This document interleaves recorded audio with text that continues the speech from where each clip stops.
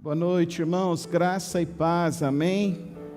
Eu estou meio que numa série de pregações nas celebrações da noite. Hoje é a minha quarta pregação falando sobre a volta de Cristo. Deus está me trazendo essa reflexão. Nós começamos lá em Mateus 24, passamos por alguns eventos, alguns aspectos. Nesta noite eu quero refletir com os irmãos sobre a apostasia e a volta de Cristo. E gostaria de refletir e meditar nesta noite no texto de 1 Coríntios 15, 58. 1 Coríntios 15, 58, palavra do nosso Deus.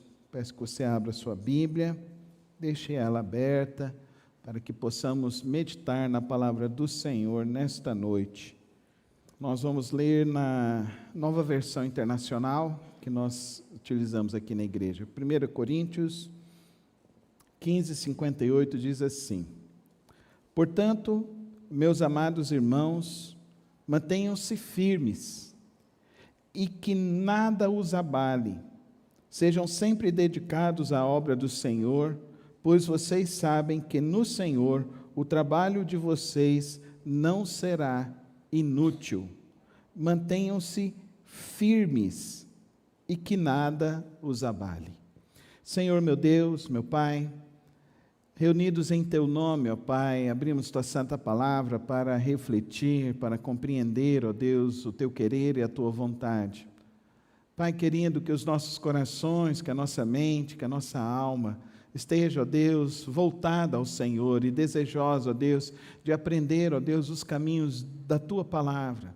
Que nada, ó Deus, venha impedir os nossos corações de compreender o Teu querer, mas que, ó Deus, a Tua palavra venha causar impacto em nossas vidas, para que possamos viver dentro da Tua vontade, Senhor. Pai, que nada, ó Deus, nenhuma obra maligna, que nada, ó Deus, venha impedir a comunicação da Tua palavra, a interpretação da Tua palavra, a compreensão da Tua palavra, ó Pai, mas que a Tua palavra venha gerar vida e vida em abundância em nossos corações nesta noite. Assim que eu rogo ao Senhor, no precioso nome de Cristo Jesus. Amém e amém. Nessa última década, o grupo religioso que mais cresceu no Brasil são os desigrejados. No último censo, sempre existiu o católico não praticante.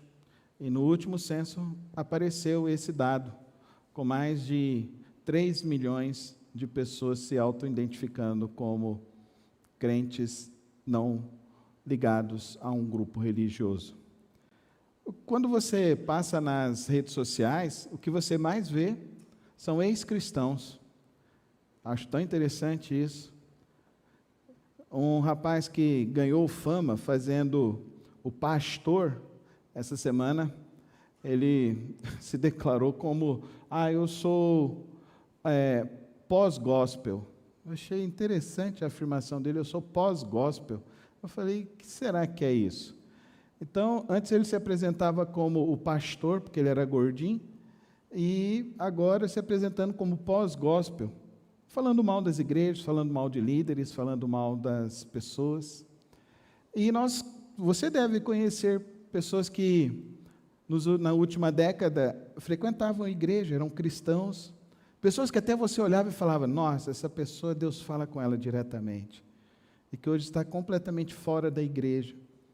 Está aí até às vezes preso em vícios, vivendo uma vida completamente distante do caminho do Senhor Jesus Cristo. O advento da apostasia está lá registrado em Mateus 24. O advento da apostasia aconteceu já no período do nosso Senhor Jesus Cristo, com o coração de Judas, que se voltou completamente contra Cristo Jesus. A apostasia nada mais é do que o abandono da fé. Muitas pessoas tentam justificar a apostasia e deixar sair de frequentar uma igreja, de participar de uma igreja. Eu acho tão interessante que o discurso é o mesmo. Porque a igreja é isso, a igreja é aquilo. E, queridos irmãos, não existe igreja perfeita. Bota isso na sua cabeça. Não existe igreja perfeita. Eu já tenho mais de 40 anos batizado, quase 30 anos aí servindo a Deus, desde o período que eu fui para o meu seminário aos 18 anos. Então eu já vi muitas coisas acontecendo. Eu já vi muitos movimentos sendo levantados e muitas pessoas se frustrando ao longo do caminho. Mas eu identifiquei pelo menos 3 causas muito claras da apostasia. A primeira delas que eu queria destacar com os irmãos, a influência cultural. A cada 10 cristãos que entram para uma universidade, de 7 a 8 abandonam a sua fé já no primeiro ano de estudo. O que nós temos visto, infelizmente, são pessoas, famílias, que deixaram de estar frequentando e participando de uma comunidade de fé. E o advento das mega-igrejas não ajuda muito o movimento de fato do Evangelho de Cristo Jesus. Porque o movimento das mega-igrejas cria um tipo de rivalidade dentro dos próprios membros que deixa de ser a própria experiência da fé, da comunidade da fé. E a comunidade da fé é chorar com os que choram, rir com os que estão felizes. E a comunidade da fé é essa experiência que nos ajuda a crescer. Agora, pelo caso das influências culturais do nosso tempo, se aumenta cada vez mais, principalmente na juventude. Porque a juventude, ela fica inebriada quando chega na universidade, com a tal liberdade que é pregada e apregoada por pessoas que são geralmente frustradas, professores que já estão passando pelo seu 4º, 5º, 6º casamento, que já abandonaram a fé, e um monte de experiências negativas que muitos jovens atravessam. Mas existe um remanescente que, quando sai da universidade, permanece firme ao lado de Cristo Jesus. E o nosso desafio como igreja é fazermos realmente com que os nossos jovens, ao passar pela universidade, não sofram com essa influência negativa desse tempo.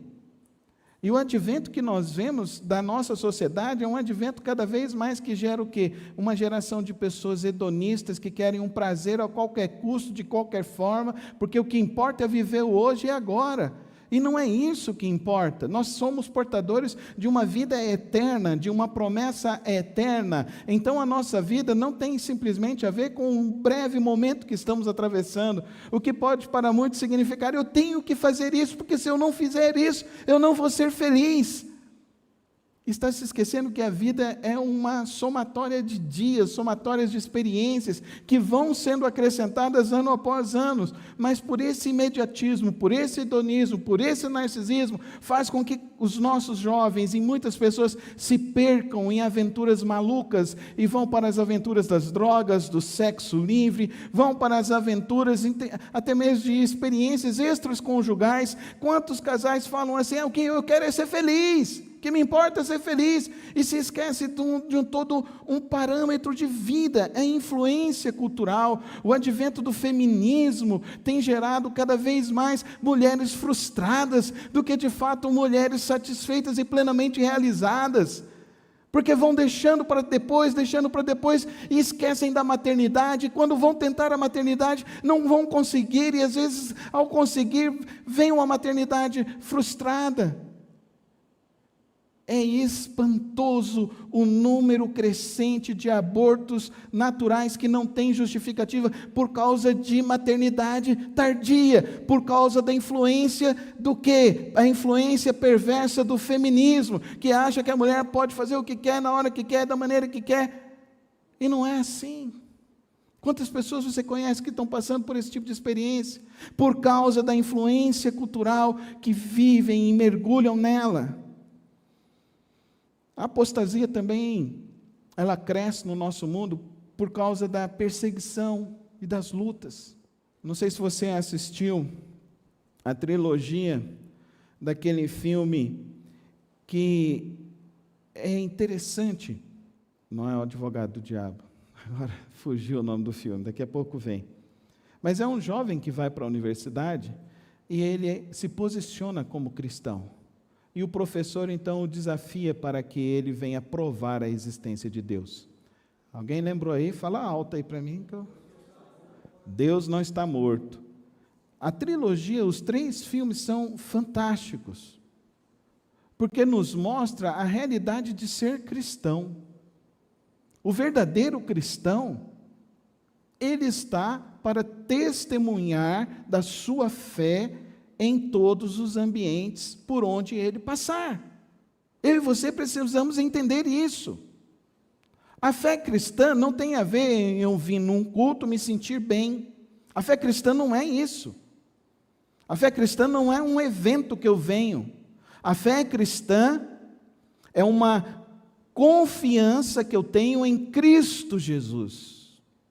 É conhecer Cristo Jesus. E porque eu conheço Cristo Jesus, eu sou capaz de testemunhar da obra de Cristo Jesus em minha vida, em todos os ambientes, em todos os lugares. Mas nós temos muitos cristãos que têm dificuldade de dar testemunho de sua fé. E se frustram. Porque não dá para ficar em cima do muro como cristão. Não dá. Querido irmão e querida irmã, aprenda, a única razão da sua existência é você conhecer a Cristo, se apaixonar por Ele e viver para Ele eternamente. Não tem outra justificativa dessa existência, de você vir a existir, de você estar vivo. Não tem outra. E não importa essa questão. É interessante. No meu Instagram, alguns versículos estão sendo apagados, porque estão colocando lá que não está de acordo às regras da comunidade. Eu achei interessante. Fui postar um versículo essa semana e veio um bloqueio. Eu falei, interessante. Está dando para você ver, querido irmão, que não adianta, nós estamos vivendo uma época que você precisa ser cristão. Você precisa se definir. A perseguição está aí. Uma igreja lá de Piracicaba, essa semana, foi processada, perdeu na primeira instância, recorreu, foi para a segunda instância, perdeu na segunda instância, e na segunda instância aplicaram ainda o dobro da multa da primeira instância, e aplicaram uma multa ao pastor. É interessante. Isso está se espalhando de uma maneira assustadora. E muitos crentes ficam com medo disso. Eu não fico com medo disso, porque eu acho que isso é muito melhor que nós nos posicionemos com os princípios e os valores cristãos. Porque o Evangelho, queridos irmãos, ele não se amolda ao mundo. Pelo contrário, o Evangelho ele é para transformar o mundo. Amém, irmãos? Transformar o mundo. Um terceiro fator, queridos irmãos, que ocasiona a apostasia são distorções doutrinárias. Muita falsa doutrina, muitos ensinos falsos, muitos falsos profetas, muitas pessoas prometendo coisas nos púlpitos, mas não apresentando o verdadeiro evangelho. E isso ocasiona apostasia. E isso é um dos grandes fatores no meio da apostasia, das pessoas que se afastaram de Cristo Jesus. Se você for conversar, a pessoa fala, não, olha, porque eu estava orando, porque eu estava jejuando, porque eu era lá, eu até multipliquei a célula, eu fiz assim, eu fiz tantas coisas, fiz a campanha lá no monte, e dediquei tanto, e nada aconteceu. Então o serviço cristão era em busca da graça de Deus, e se esqueceu de entender que a graça de Deus é um favor imerecido. Essa subversão do Evangelho faz com que muitos cristãos se percam, se frustrem com Cristo, se frustrem com a igreja, se frustrem com a palavra de Deus. E nós, como cristãos, nós precisamos permanecer na palavra de Deus. Precisamos permanecer no estudo racional da palavra de Deus. Se você vai numa igreja, que tem 2 horas de culto, e lá você fica 1h30 ouvindo música, e 20 minutos de pregação, tem alguma coisa errada. Tem alguma coisa errada. Porque a pregação precisa ser o centro. A pregação, a análise da palavra de Deus. Queridos irmãos, nós precisamos compreender nesta noite que nós, como crentes, nós não podemos negociar princípios. Nós não podemos negociar princípios. O texto que nós lemos justamente nos diz isso. Mantenha-se firme. Fala junto comigo, mantenha-se firme. Mantenha-se firme. Mantenha-se firme no quê? Mantenha-se firme na sua fé em Cristo Jesus. Mantenha-se firme na obra dedicada do Senhor Jesus Cristo. Qual é a obra do reino de Deus? Querido, a obra do reino de Deus inicia com a sua oração na sua casa, com a leitura da sua palavra. A obra de Deus começa aí. A obra de Deus começa com o seu jejuar. A obra de Deus começa em você evangelizar alguém.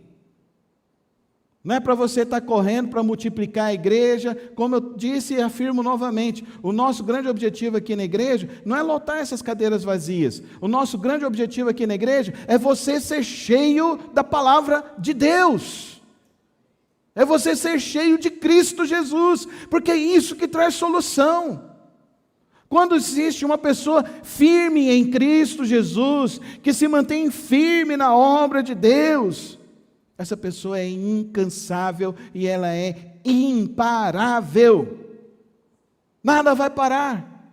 A gente estava numa reunião de pastores e a discussão era sobre a aposentadoria. Levantou um obreiro com seus 86 anos. Ele pediu a palavra e falou: queridos, pastor não se aposenta. Eu estou iniciando mais um trabalho missionário. Amém, irmãos? Amém, irmãos? Amém. Crente não tira férias. Crente não tem feriado. Crente não se aposenta. Uma vez crente, sempre crente. Uma vez aceitou, conheceu Cristo Jesus, é até o fim. Mantenha-se firme, fala comigo, mantenha-se firme. Não tem outra alternativa que não seja a firmeza na fé em Cristo Jesus. Se você coloca alguma condicional à sua fé não está em Cristo Jesus. Porque não existe condicional.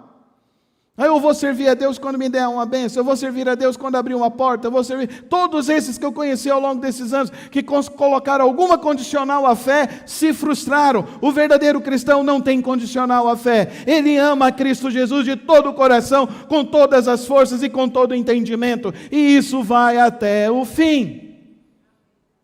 Oh, querido irmão e querida irmã, firmeza na fé é algo que eu e você precisamos cultivar. Não pode existir condicionais ao seu compromisso com Cristo Jesus. O segundo princípio que eu gostaria de falar nesta noite: persevere diante das adversidades.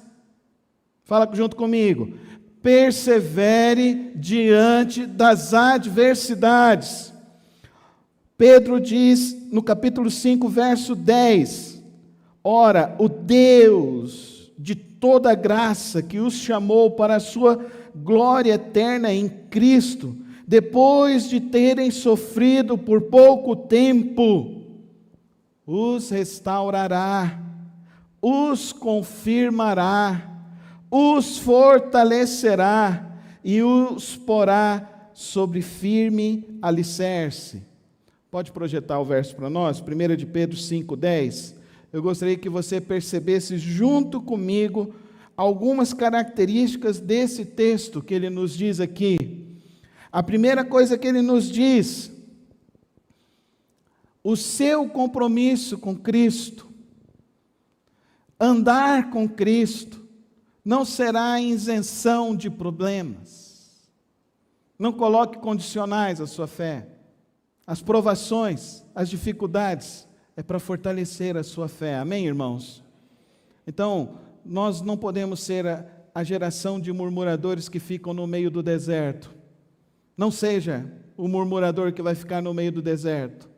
Seja o cristão que vai chegar à Nova Canaã. Amém? Quantos aqui querem chegar à Nova Canaã? Então não murmure na sua vida diante do seu sofrimento, não.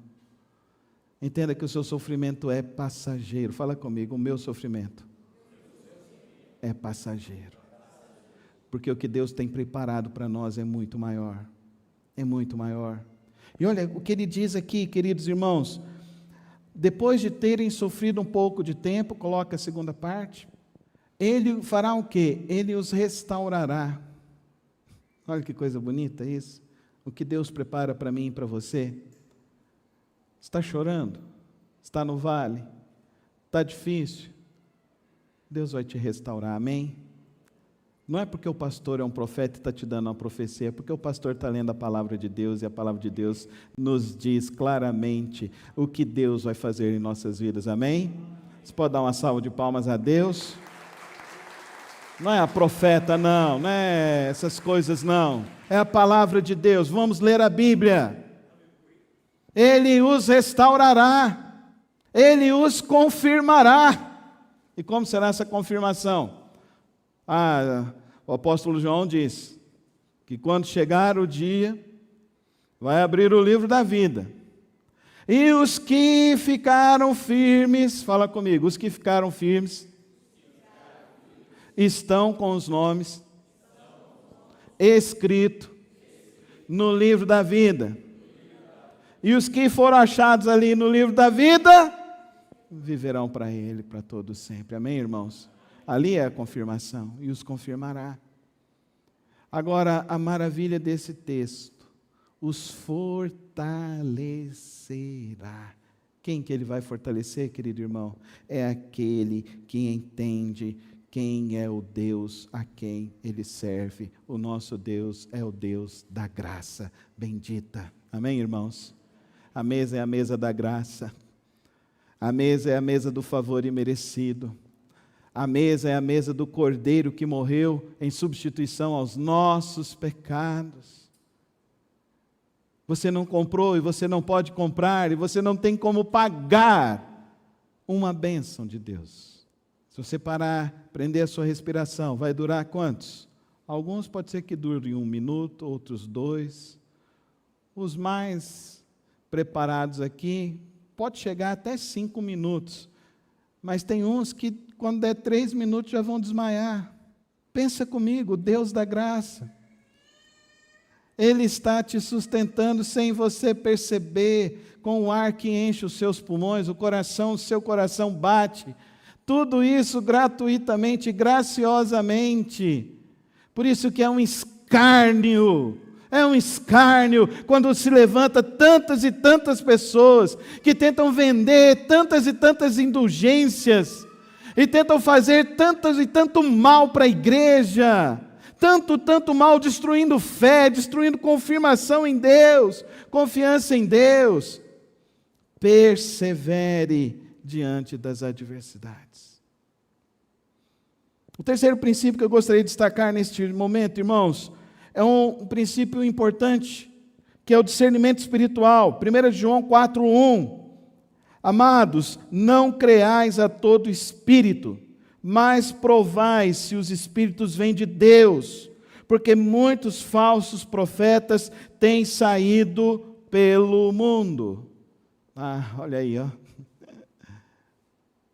Acho engraçado, né? Tem gente que não gosta que a gente fale mal de líderes, de grupos, de falsas doutrinas, de ideologias. Mas a palavra recomenda a mim e você a termos discernimento espiritual. Você tem tido discernimento espiritual, irmão? Quem que você está escutando? Quem você está ouvindo? Quem você está seguindo? Qual foi o livro que você leu? Qual foi o último autor que você seguiu? Quem que você está buscando aprender? Às vezes a sua biblioteca cresce no seu campo de trabalho, mas no meio da fé você não alimenta a sua fé em nada. Em nada. Quantos cristãos que nunca leram a Celebração da Disciplina de Richard Foster? Um livro que é importantíssimo, que todos os cristãos leiam. Quantos cristãos que nunca leram Intimidade com Deus? Esse livro, queridos irmãos, escrito por Thomas Kempis há mais de 500 anos atrás, continua sendo o livro mais fundamental para a fé cristã. O ano passado eu sugeri 3 livros aqui no púlpito da igreja. Disse para os irmãos estudarem, lerem, conhecerem. Quantas e quantas crentes não têm discernimento espiritual? E o que eu fico ainda mais intrigado, eu tenho como pastor dessa igreja, René, 24 anos. Ainda chega gente que quer me ensinar alguma coisa. Eu quero dizer para os irmãos que eu só estou aqui de pé por causa de oração. Só estou aqui, não é porque eu fiz alguma divulgação de internet, não é porque eu tenho eloquência, eu não sou um orador eloquente, mas uma coisa eu sei, eu sou um servo do Deus vivo, amém, irmãos? Eu sou um servo do Deus vivo. Eu sou um servo que eu me gasto em estudar a palavra de Deus. Para mim, o maior elogio que eu recebo é: o pastor Carlos é um pastor bíblico. E é isso que eu quero ser, e é isso que eu quero terminar o meu ministério assim. Porque se você aprender a ler a Bíblia, se você aprender a amar a Bíblia, se você conhecer a palavra de Deus, querido irmão, você vai ter discernimento espiritual. Discernimento espiritual que está aqui, na santa palavra de Deus. Para mim, a palavra de Deus é Bíblia sagrada. Tem muitas pessoas que falam: mas não é sagrado, é só um texto. Não, para mim é um texto sagrado. São 66 livros, escritos por 40 autores diferentes, em 3 idiomas diferentes, 1.600 anos para serem escritos, que foram mantidos, preservados até nós. Não existe outro texto escrito na humanidade que tenha maior base de comprovação do que a Bíblia. Não existe texto que pode ser tão aferido como a palavra de Deus, tão penetrante como a palavra de Deus, tão desafiador como a palavra de Deus, tão claro como a palavra de Deus, tão sublime como a palavra de Deus. Discernimento espiritual não vem de gnosticismos.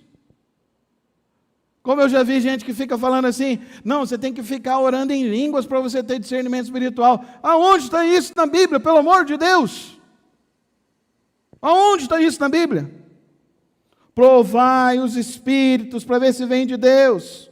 Então tenha discernimento espiritual. Como a gente vai ter discernimento espiritual? Leia a Bíblia. Você já leu a Bíblia toda, irmão? Se você não leu, aproveita, está começando o ano. Ao sair daqui, você pega ali a lista ali para você ler toda a Bíblia até o final do ano. Ponha isso no seu trabalho espiritual, na sua vida espiritual. Ponha isso na sua dedicação espiritual. E veja se esse ano não vai ser diferente. E veja se o seu relacionamento dentro da sua casa não vai ser melhor. E veja se o relacionamento seu com seus filhos não vai melhorar. Isso vem através da santa palavra de Deus. Discernimento espiritual. Não vem de exercício, não vem de subir, de descer. Não, vem de ler a Bíblia. Leia a Bíblia. Por último, queridos irmãos, que eu gostaria de deixar para os irmãos, é um texto muito conhecido de Hebreus 10, 24. Hebreus 10, 24, que nos desafia a compreender o papel da comunidade da fé. Tem muitas pessoas que entram em igrejas que não são igrejas e querem viver uma experiência religiosa sem ser comunidade da fé e ser incompatível. O que é ser igreja? É você conhecer pessoas. É você se comprometer com pessoas. É você se comprometer com projetos de Deus, com a obra de Deus. Meu maior desafio, meu maior projeto é que você aprenda a ganhar alguém para Jesus. Que você se importe com a vida de alguém, como o texto está nos dizendo. Que você se importe com a vida de alguém. Que você não viva essa vida egoísta desse tempo. Que você não viva essa vida narcisista desse tempo.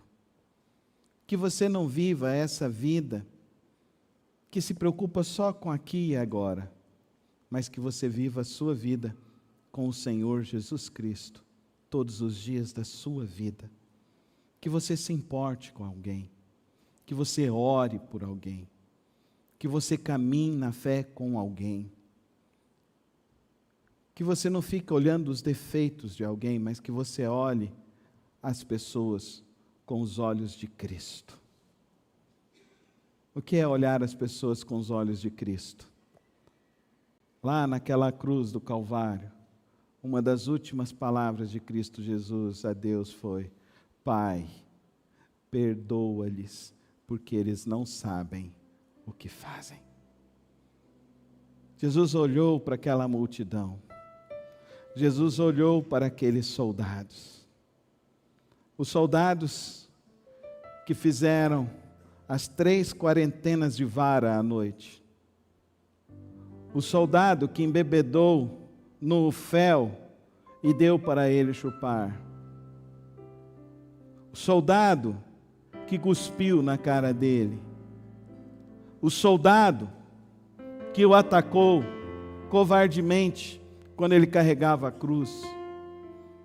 O soldado que falava lá de baixo: se você é o Filho de Deus, desce daí. Ele olhou para todos eles e disse: Pai, perdoa, perdoa, perdoa, porque eles não sabem o que eles estão fazendo. Olhar as pessoas com os olhos de Cristo é o que vai fazer a sua fé permanecer em Cristo. É o que vai fazer a sua fé atravessar as adversidades. É o que vai fazer a sua fé ter discernimento espiritual diante de tanta confusão. Porque você vai ter até misericórdia daqueles que estão equivocados. E você, com os olhos de Cristo, oferecendo o amor de Cristo, o perdão de Cristo, essas vidas serão tocadas pelo poder sobrenatural do Santo Espírito de Deus. E é isso que vai mudar o coração das pessoas. O que eu e você, como cristãos, no ano de 2024, do século 21, devemos fazer é não desistir da nossa fé, mas nos mantermos firmes, e firmes na palavra, e firmes em Cristo, anunciando esta palavra, para não viver uma vida egoísta, mesquinha, uma vida que, eu vou fazer isso para receber isso. Não, para de ficar colocando condicionais à sua fé, e entregue de fato a sua vida ao único que te amou, ao único que de fato tem o poder de te perdoar, ao único que de fato tem o poder de reescrever a tua história, ao único que de fato tem o poder de te dar a verdadeira esperança da vida, ao único que de fato te mostra o caminho para toda a eternidade: Jesus Cristo. Só Ele, só Ele. Siga Cristo, viva para Ele, e mantenha firme essa fé nele, todos os dias da tua vida e da tua existência. Não existe outra vida nessa existência que não seja Jesus Cristo. Feche os teus olhos. Coloca a sua vida nas mãos de Jesus Cristo. Se você tem andado desanimado com a fé, se você anda frustrado com a experiência que você está atravessando na sua existência, está no lugar certo, na hora certa. Esse é o momento certo que Cristo preparou para nós nessa manhã, nessa noite. Ele preparou esse momento para mim e para você, para nos mostrar que Ele está voltando e que Ele se interessa por nós de uma maneira incondicional e que nós devemos viver para Ele. Então viva para Cristo todos os dias da sua vida. Tenha um compromisso com Cristo Jesus e mantenha-se firme até o fim. Até o fim. Pai, eu oro nessa noite, Senhor, por esses, ó Deus, que o Senhor trouxe, por esse, Senhor, que o Senhor falou, por todos, ó Pai, que têm as suas lutas, as suas dificuldades, as suas aflições, por todos, ó Deus, que estão desanimados, por todos, ó Deus, que se frustraram, que hoje, ó Deus, o Teu Santo Espírito faça a obra da restauração em cada coração, faça o milagre da vida ser derramada em cada coração, para que cada vida venha produzir o fruto da Tua justiça, para a Tua glória, a glória de Deus Pai. Pai, Tu és esse maravilhoso que nos chamou nesta noite, e eu confio que o Senhor, ó Deus, despertará corações e confirmará em corações o compromisso maior contigo, Senhor. Tira o desânimo, o cansaço. Tira, ó Deus, tudo aquilo, ó Deus, que vem impedindo o Teu povo. E que nessa noite, ó Deus, o Senhor venha nos conduzir ao rio de águas vivas que estão na Tua palavra. Aos rios de água vivas que estão sendo derramadas por nossas vidas todos os dias. Toma as nossas vidas nesta hora, em nome de Jesus. Amém.